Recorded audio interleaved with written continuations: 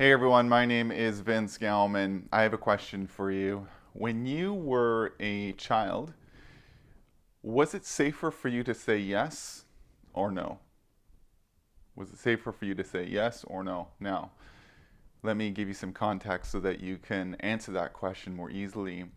When I say yes, what I mean by yes is that it was safer for you to agree with what is happening, to not put up a fuss, to not fight, to not resist, to be good, to behave, to do what's right, to do what you're told, to not talk back. That's what I mean by yes.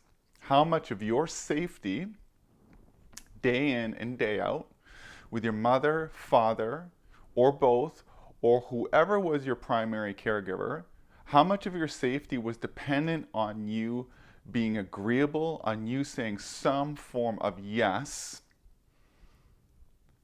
versus how much was it safe for you to say no? How much permission was there in your home growing up for you to say, I don't like that, I disagree, I don't want that, I don't believe you, I think differently? How much safety was there for you to express your own independence, your own autonomy, for you to be different, to think differently, to see things differently, to critically think, to critically think, to say, well, actually, I see it differently, or I don't want that, or I don't want to do that. Now, if we look at kids today, they're actually really good at saying no. Kids are amazing teachers when it comes to saying no. No! But in my many years of leading trainings for people, traveling extensively, leading trainings for thousands and thousands of people, and a lot of those trainings were on communication, I cannot tell you how many people I came across that struggled to say no, that had a hard time saying no. Now, are you one of these people who historically has had a hard time saying no? Are you someone who historically has had a hard time asserting your boundaries or even knowing what your boundaries are? You see, if we are, see, another thing that happens is if we were raised or conditioned to believe it's bad to put ourselves first, that it's bad to put ourselves first, or it's wrong to put ourselves first, and that we should always put other people's needs and desires ahead of our own, we are going to grow up being chronic caretakers and feeling guilty when we have the impulse to put ourselves first, when we have the impulse to say no, when we have the impulse to, turn down someone in the name of our own self-care. So what happens is that for those kind of people, is that they burn out. They burn out. They get exhausted or they get sick. And so having a bath one night, simply having a bath, or just staying at home and watching a movie and not caring about everyone else around them can be very hard because their conditioned mind keeps saying, yes, but you should have really stayed a bit later at work. You should have helped your friend out tonight. And so we have a world full of people who struggle to say no, who struggle to set boundaries, who feel safer saying yes than saying no, who feel safer saying some version of yes than saying some version of no. It just wasn't safe to say no. Now, if we go to a more extreme example, which is some form of abuse, some form of, say, sexual violation, and if you've read my material or watched my material, you know that sexual trauma, you know that physical abuse is so common, and it was especially common back in the day, 1 or 2 generations ago. I'd say 2 generations ago, spanking especially was much more common than it is today. But nonetheless, sexual trauma, sexual violations, sexual abuse has long been so rampant in our society. Now, if a child is getting physically abused by a primary attachment figure, say by a mother or father, that child is not going to feel safe to say no. That child is not going to feel safe to push or kick or run, fight, flight. And one of the reasons why the child will not feel safe doing that or does not feel safe doing that is because, one, it can lead to worse abuse. And number two, they're pushing away the very person that they need, that they depend on emotionally, that they need some semblance of attachment with. So now the child is at cross purposes because the very person who is supposed to love them and take care of them, the very person that they need for their survival, well, that person's now abusing them, and so they have the impulse to fight or flight, but they also can't because, one, they need that person because there's an attachment there, and two, because they're afraid it could get worse if they actually enact some survival impulse. So when we understand how chronic that is, and when we add the fact that the school system historically has not been about your needs. How much of the school system was about your needs, your desires, your values, your interests, what your heart is saying, what your intuition is saying, what your soul came here to do, to express? How much was it about your self, your inner nature? How much of it was student directed versus teacher or curriculum or institution directed? So in school, we had to also give up ourselves. We also had our boundaries violated because our sovereignty wasn't respected. And if you had an abusive teacher, a teacher who just well, there's so many examples in history of kids having their mouth taped or being sent to the corner or being hit, caned. There's so many examples of abuse historically. It's not hard to find. But I consider the school system also emotionally abusive, partly because they teach developmentally inappropriate curriculum, and partly because historically it has not been trauma informed. So when there has been resistance in the child, instead of seeing the resistance as actually the child needing more safety, the child often got punished, got sent to the principal's office, or got sent outside to pick garbage like I did. I remember that happening in grade 5. So we were not respected. If our creativity is not respected in school, which is not, it historically has not been, because creativity has long been a threat to the institution.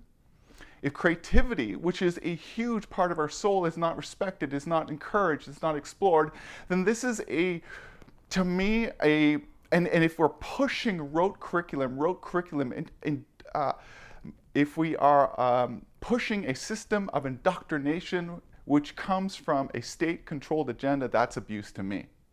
Okay, now how safe was it for you in the school to say no, to say I don't like this, to put up a fuss? You know what children do? Instead, they fidget. You know why they fidget? Because that's the way they can release the tension in their body. And guess what happens to children when they fidget? They get in trouble. They get in trouble for fidgeting. They get in trouble for looking out the window. They get in trouble for doodling, looking out the window. Fidgeting are all ways the child is trying to self-regulate, self-soothe. So this has long been a corrupt and abusive system, and there's been, in my experience of working with teachers, they have been, for the most part, loving, well-intended people who got into the work because they love children and they love learning and they love helping children learn. But I cannot tell you how many teachers I worked with in my trainings who had become jaded, who became jaded about their job, jaded about the institution, and became conflicted about their work, trapped in an institution that was suffocating them in the same way it was suffocating the children they loved. Okay, so we have a history of not feeling safe to say no. Our safety depended on saying yes. Our safety depended on us slowly adapting psychologically to the understanding that we actually, in many ways, don't have many rights. We don't have the right to speak up. We don't have the right to disagree. We don't have the right to push back. We don't have the right to dignity, to respect, to having someone actually listen to us and care about our needs and care about our soul. So this is what we've been trained. This is how we've been trained. This is how we've been conditioned, is to slowly realize that we are in many ways not good enough. We are not worthy. We are not deserving. We are not lovable. We have learned in many ways that our boundaries don't matter. And when we grow up in family institutions or educational institutions, learning that our boundaries don't matter, what we have a society that has either very thin boundaries, or people that cross other people's boundaries without sensitivity, without awareness, or people that just have very thick boundaries, like I don't want anyone to come close to me because intimacy, love is dangerous. Or like I said in the first example, you may have people who just get easily taken advantage of. Okay, so those are three manifestations, and I'm going to say them one more time. Three manifestations of a society where boundaries are chronically disrespected, disregarded. One, there's people, and there's so many examples of this. We have male tyrants, people in the entertainment industry, you know who I'm talking about, or people in power and politics who just cross over people's boundaries without any regard, with any sensitivity. Okay, so it's a domination, might is right, I have control over you mentality. That's one. Number two, thin boundaries is I've learned that my boundaries don't matter, and I just, without even being aware of it, I let people cross into my boundaries. I let people do things to me that violate me, that are a breach of my sovereignty. And number three is just a walled up, don't even come close to me. It's not safe to let love in. People like that may even have a hard time maintaining eye contact. And in many cases, there's crossover between those three, okay? So what do we have now? We have a world in this chaotic pandemic. We have a world where the vast majority is quite willingly allowing people in power to justify having their boundaries crossed. So people are willing to justify gross boundary violations. They don't recognize that a boundary violation is actually taking place partly because of the trauma. Remember, trauma can make people have distorted perception of boundaries of others, boundaries of self. It can create the perception that my boundaries don't matter, I don't matter, and remember, trauma makes it unsafe, traumatic experiences make it unsafe for people to say no. Safety depends on them saying yes. So for these reasons and more, people are not able to, at this time, recognize a global boundary violation. They do not recognize that from children to elders, people are having their boundaries violated in such extreme ways, in such harmful ways. So I invite you to think about this, because this is a big reason why so many people are saying yes, so many people are not saying no, so many people are not critically thinking. Remember, when we are afraid as children, when we are scared, when we don't feel safe, when we feel overwhelmed, the rational, critical thinking mind actually disables to some degree. As the amygdala fires, as the brainstem fires, as those parts of the brain, those survival aspects of the brain take over, it disables the critical thinking, it disables the rational mind. And so what happens now is we have a world we're full of people who are very afraid. They're very afraid.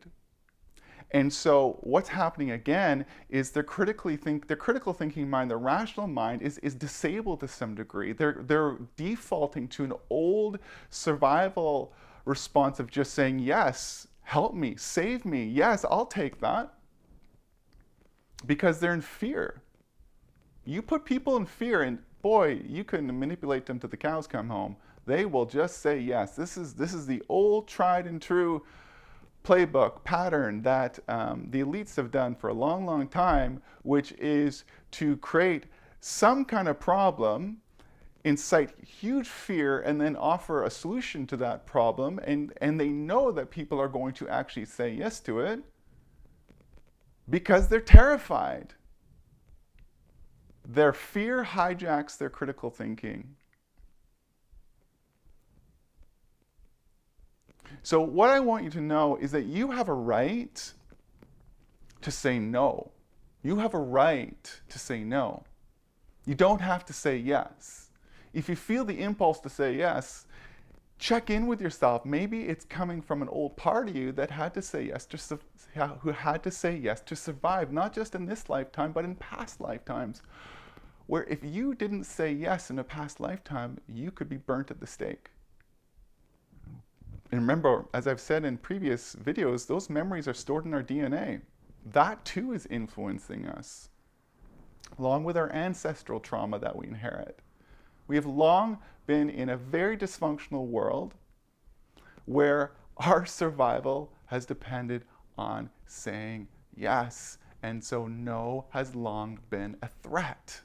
No has long been a threat. So people are blinded right now into a state of yes. They are blinded right now into a state of yes, unable to find the no that lives in their body, unable to find the no in them, in their soul, in their cells, in their heart that says, wait a second, something doesn't feel right here.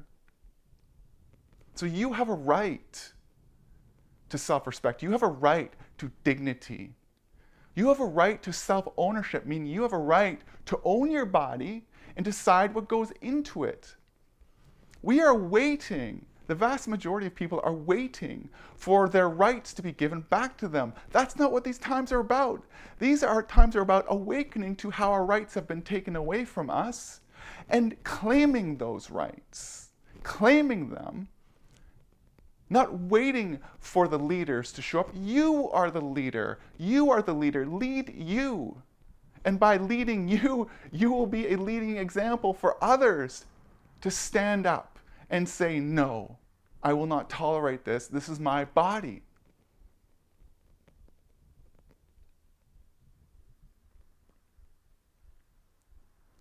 And you have a right. So you have a right to say no, and you have a right to be properly, adequately, fully informed about what you're saying yes to. This is about the Nuremberg Code, 1947. We are not to be subject to medical experimentation. So you have a right to not just be to give consent, you have a right to informed consent. And right now, there is no integrity around the information being offered. So you have a right to informed consent, and you have a right to say no. And this is the reclamation of our sovereignty. This is the reclamation of our dignity. This is the reclamation of our worth. This is the reclamation of humanity to rise above the dark spell that it's been in for a long, long time. We are the ones that have to rise. We are the ones who have to rise. And in our rising, we will reclaim the truth that we are loving beings of light, powerful beings of light, powerful sovereign beings of light, not pushovers anymore, not pushovers anymore. So I call you, all of you, to know it is safe to say no. It is safe to say no. You don't have to say yes. And it is safe to be true to you. It is safe to be you. And when enough people have made that decision, we will birth the new world, and that is where we're going. Okay, everyone, thank you so much. Thank you so much for listening and watching. If you enjoyed this video, please share, subscribe, click notifications, leave your comments. And I wish you love, I wish you well, I wish you just the utmost of power in your heart and soul that you feel as we move forward into this collective awakening that we're in now. Thank you.